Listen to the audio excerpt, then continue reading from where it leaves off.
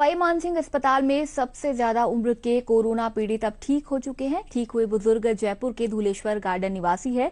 ये प्रदेश का पहला ऐसा मामला है जिसमें 90 वर्षीय बुजुर्ग व्यक्ति जो हृदय रोग और क्रोनिक किडनी रोग से पीड़ित होने के कारण अस्पताल में भर्ती हुए। उन्हें कोविड-19 के संक्रमण से ग्रस्त होकर नेगेटिव होने के बाद उन्हें घर भेज दिया गया। चिकित्सा कर्मियों ने उन्हें फूलमाला और ताली बजाकर विदा किया।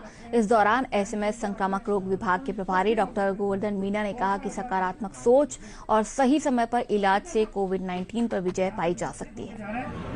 तो मैं तो आज ये कहना चाहूँगा कि घबराएं नहीं और हमेशा हौसला रखें, धैर्य रखें। और पहली बात तो ये कहूँगा कि prevention is better than cure.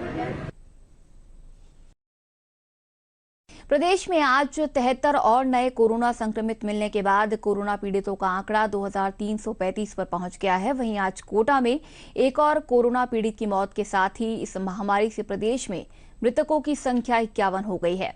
राजधानी जयपुर में 23, कोटा में 19, जोधपुर में 14, अजमेर में 11, टोंक में 3, धौलपुर में 2 और सीकर में 1 नया संक्रमित मरीज मिला है। भारतीय सूचना प्रौद्योगिकी संस्थान आईआईटी जोधपुर ने कोविड-19 को लेकर एक रिसर्च पेपर तैयार किया है। संस्थान के निदेशक शांतनु चौधरी ने बताया कि इसके तहत स्वाद, सूंघने और गंध की जांच कर संदिग्ध रोगी को चिन्हित किया जा सकेगा। वहीं संस्थान के प्रोफेसर सुरजीत घोष ने बताया कि लक्षण विहीन कोरोना मरीजों के लिए ये रिसर्च ज्यादा कारगर साबित होगा। उन्होंने कहा कि अमेरिकन जर्नल में प्रकाशित रिसर्च पेपर को भारत सरकार के साइंस एंड टेक्नोलॉजी विभाग ने मान्यता दी है, जिससे कि ये कोरोना वायरस का वैक्सीन बनाने में काम आ सकेगा। उससे निकल के आया क्या जो कोविड वायरस है, कोविड वायरस से हमारा टेस्ट और स्मेल इफेक्ट होता है और इस इफेक्ट का रीज़न ये है कि जो नर्वस पाथवे है हमारा ब्रेन का, वो ब्रेन ये वायरस इफेक्ट कर सकते हैं। और ये भी उन्होंने देखा है कि जो स्मोकर्स है उनके लिए कोविड का रिस्क ज़्यादा हो सकता है, क्योंकि जब स्मोकिंग होता है तब ब्रेन में इसका इम्पैक्ट कोविड वायरस का अटैक होने का प्रोबेबिलिटी ज़्यादा हो जाता है। ये जो काम उन्होंने किया, ये कोविड वायरस के लिए उससे जो डिजीज़ होता है इस डायरेक्शन में एक कम्प्लीटली न्यू फाइंडिंग है।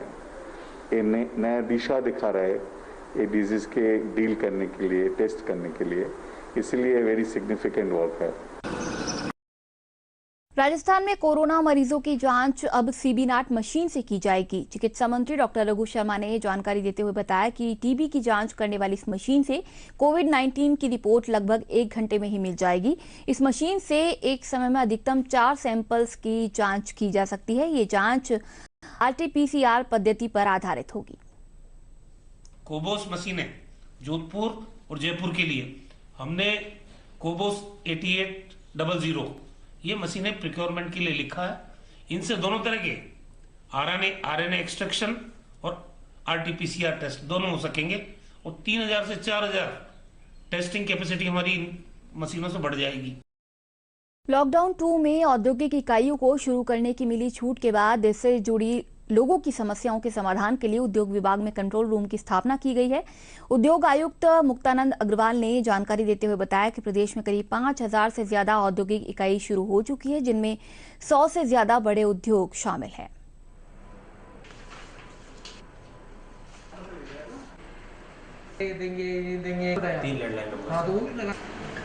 कंट्रोल रूम में 3 डेडिकेटेड लैंडलाइन नंबर्स हैं जिसको हमने वाइडली पब्लिसाइज किया है और अधिकारियों की उसमें पारी वाइज ड्यूटी लगाई है। और उसका उद्देश्य इतना ही है कि पूरे स्टेट से जो समस्याएं अगर किसी औद्योगिक इकाई की, किसी इंडस्ट्रियल यूनिट के ओनर की या अन्य किसी की भी कोई उद्योगों से संबंधित समस्या है तो वो उस पर कॉल करके बता सकते हैं। वो रजिस्टर हमने मेंटेन किया है जिस पर हमारे अधिकारी और स्टाफ लगातार समाधान दे रहे हैं।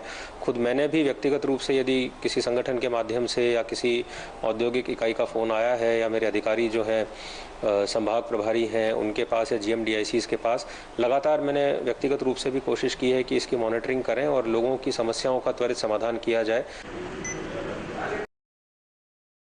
लॉकडाउन के चलते सीकर जिले के क्वारंटीन सेंटर में रह रहे श्रमिक और दिहाड़ी मजदूरों को साक्षर बनाने की अनूठी पहल की गई है।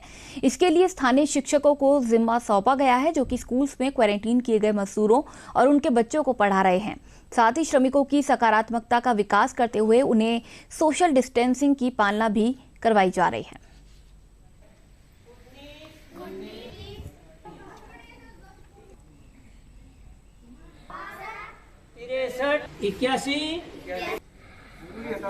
झंडा वाला वो रहता है ना।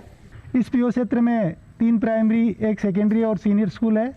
इसका पूरा स्टाफ इनके बच्चों का ख्याल रखता है और इनके बच्चों को अक्षर ज्ञान में रुचि पैदा करने के लिए लगातार प्रयास कर रहे हैं कि इन बच्चों का पढ़ाई की तरफ रुझान हो, ताकि मजदूरी के साथ साथ ये अपने कहीं भी आने जाने में असुविधा महसूस नहीं करें और अपने जो किसी भी प्रकार का मोबाइल करना है या कहीं आना जाना है, इस तरह की कुछ भी समस्या हो तो वो खुद के लेवल पर इनका समाधान कर सकें।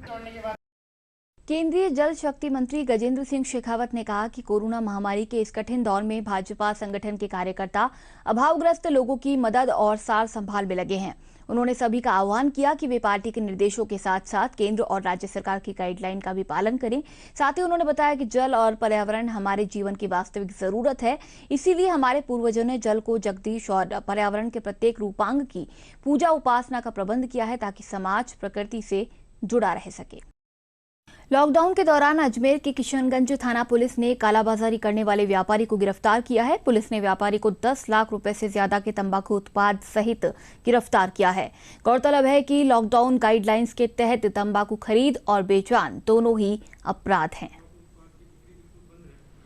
सारी दुकानें बंद हैं, लेकिन उसके बाद भी इन्होंने गुपचुप अपने तरीके से ये बेचना जारी रखा। इसकी सूचना मिली और सूचना के बाद ये कार्रवाई की गई। जहां कोरोना संक्रमण से बचाव के लिए क्वारंटीन की पालना करने की बात कही जा रही है और इस खाली वक्त को किस तरह उपयोगी बनाया जाए, इसके लिए कोटपुतली के क्वारंटीन सेंटर में रखे गए प्रवासी श्रमिकों ने न केवल क्वारंटीन सेंटर बल्कि आसपास के इलाके की साफ सफाई और रंग रोगन कर क्षेत्र की तस्वीर ही बदलकर रख दी है। कोरोना वायरस की इस महामारी संकट में कुछ खुददार मजदूर ऐसे भी हैं जिन्हें खाली बैठकर मुफ्त का खाना नागवार गुजरा।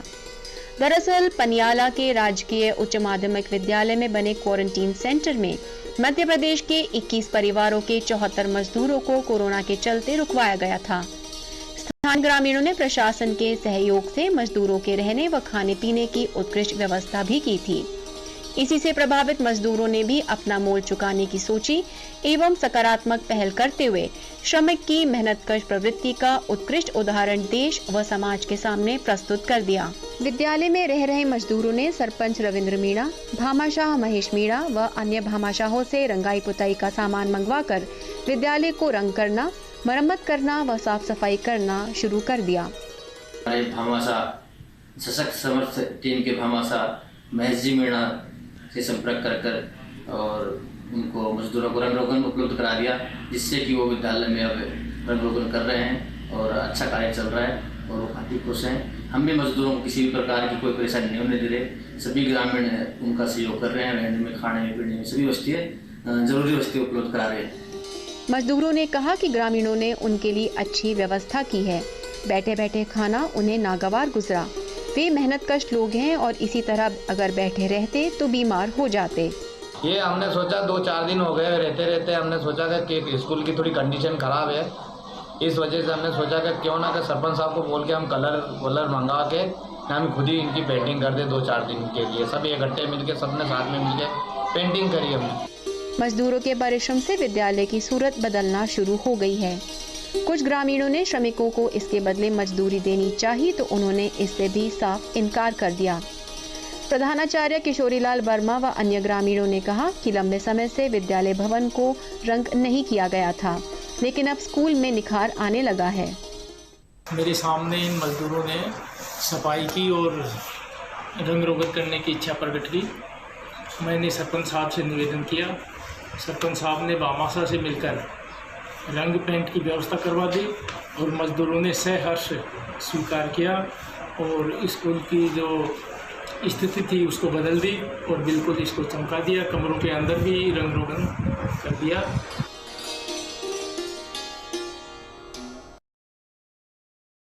लॉकडाउन के तहत आमजन और भामाशाहों के सहयोग से चलाई जा रही जनता रसोई गरीब और जरूरतमंदों का सहारा बनी हुई है। स्थानीय जनप्रतिनिधियों के साथ साथ व्यापारी भी इस नेक कार्य में सहयोग कर रहे हैं। सोशल डिस्टेंसिंग के साथ भोजन वितरण के लिए बनाई गई टीम्स जगह जगह जरूरतमंदों को भोजन के पैकेट बांट रही है। शुरू हुआ है अजमेर में, क्योंकि गरीबों के हालात बहुत ख़राब थे, तो यहाँ के जो जनप्रतिनिधि हैं, पार्षद हैं, इन्होंने मिलकर के जनता रसोई शुरू की और वे रोज़ यहाँ गरीबों को खाना पहुँचाते हैं। 24 मार्च से लेकर आज तारीख दिनांक तक चालू है। लगभग 4000 पैकेट हमारे उस वक्त रोजाना जा रहे थे। ड्यू टू अभी कई इलाकों में कर्फ्यू हो गया है, तो उस वजह से 1000 पैकेट अभी रोजाना जाते हैं। सिरोही जिले में कोरोना संक्रमण की रोकथाम के लिए क्वारंटीन सेंटर में रखे गए लोगों की सेहत की देखभाल के लिए जिला प्रशासन ने विशेष प्रबंध किए हैं। सोशल डिस्टेंसिंग और सैनिटाइजिंग के अलावा जिले के झाड़ोली गांव में स्थित क्वारंटीन सेंटर पर रुके हुए लोगों को योग और व्यायाम भी करवाया जा रहा है। इसमें ब्लॉक चिकित्सा अधिकारी सहित अन्य कर्मचारी भी हिस्सा ले रहे हैं। 14 दिन के बाद ये कोई आपकी सजा नहीं है। डॉक्टर ब्लॉक से स्टैंडर्ड लेबर्स हैं जो अन्य राज्यों से हैं, वो अलग अलग जगह रखे हुए हैं। 8 कैंप चल रहे हैं, उनको समय समय पर सुविधाएं उपलब्ध कराई जा रही हैं। हमारे डॉक्टर्स, साइकेट्रिस्ट भी उनको विजिट कर रहे हैं। खेलने का उनके पास सामान है, खाद्य सामग्री से खाना बनाने की सुविधा भी उनको दी हुई है। कहीं कहीं टीवी की व्यवस्था भी उनके लिए की गई है। प्रातःकाल में व्यायाम की व्यवस्था भी उनके लिए की गई है।